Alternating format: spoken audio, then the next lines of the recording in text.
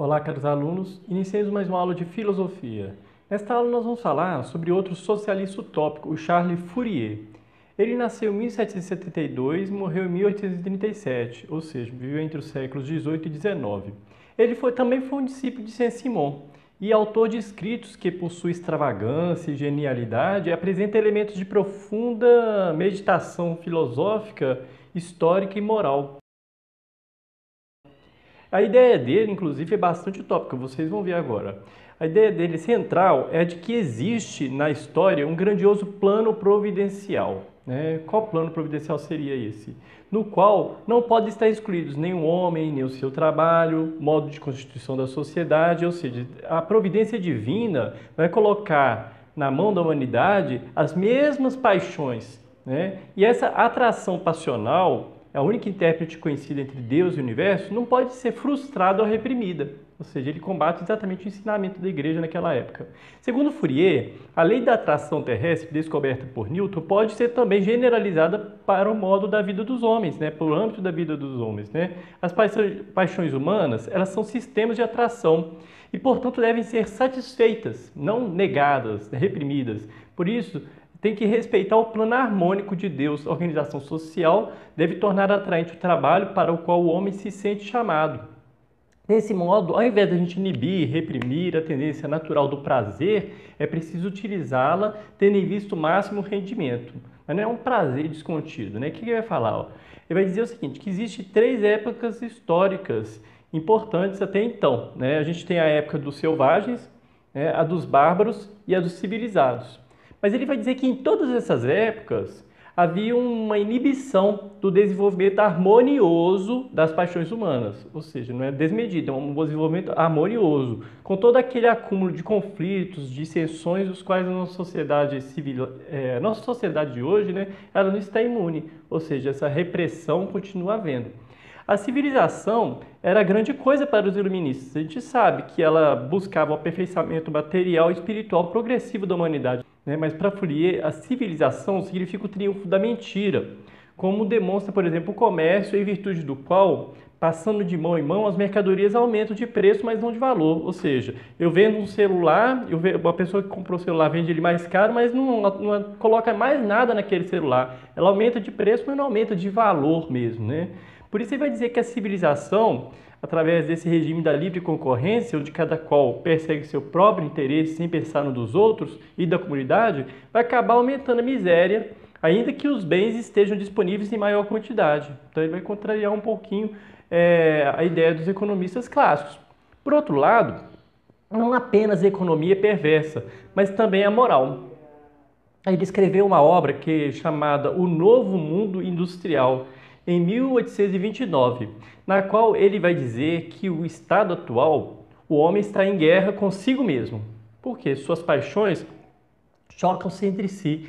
E a ciência que se chama moral pretende fazer o quê? Sempre reprimir as paixões, não é isso? Mas como ele vai observar, reprimir não é a mesma coisa que harmonizar. Porque, na verdade, o objetivo é de alcançar um mecanismo espontâneo das paixões sem reprimir nenhuma paixão. É uma ideia bem utópica.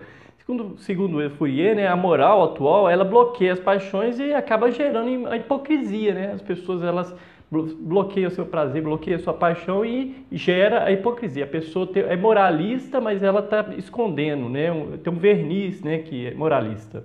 Nesse sentido, ele vai propor, então, um certo tipo de racionalização das paixões, ou seja, aquilo que eu falei, uma harmonia. Todas essas considerações vão levá-lo a sustentar que as paixões ou atrações, elas não devem ser coibidas, mas liberadas, só que direcionadas para um rendimento máximo. Então, ele vai propor uma nova organização do trabalho e da sociedade, porque ele estava convencido de que a organização adequada para tal fim era a falange, ou os falancérios, que seria o quê? Um grupo de cerca de 1.600 pessoas que viviam em um falastério, que eu procurei, a etimologia da palavra é mais ou menos isso, porque falange a gente não lembra do exército, aquelas pessoas que ficavam na infantaria, na frente, e monastério, Os falastérios seriam as unidades agrícolas e industriais, nas quais as habitações seriam albergues e não casernas, onde cada qual encontra oportunidades variadas para satisfazer as suas inclinações. Por exemplo, as mulheres elas seriam equiparadas aos homens, né? Então, começa por aí, já naquela época ele pensando nisso. A vida familiar seria abolida, já que as crianças seriam educadas pela comunidade.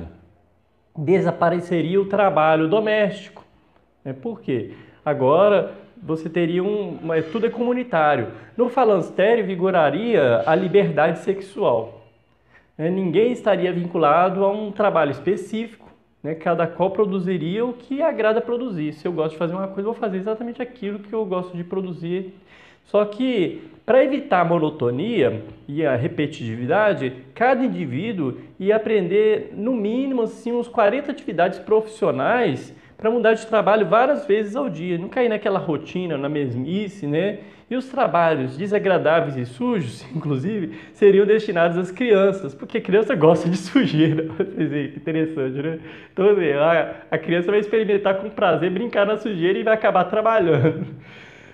A gente não deve esquecer também que alguns discípulos de Fourier tentaram realizar seu programa, né? Foram constituídas falanges na Europa e nos Estados Unidos.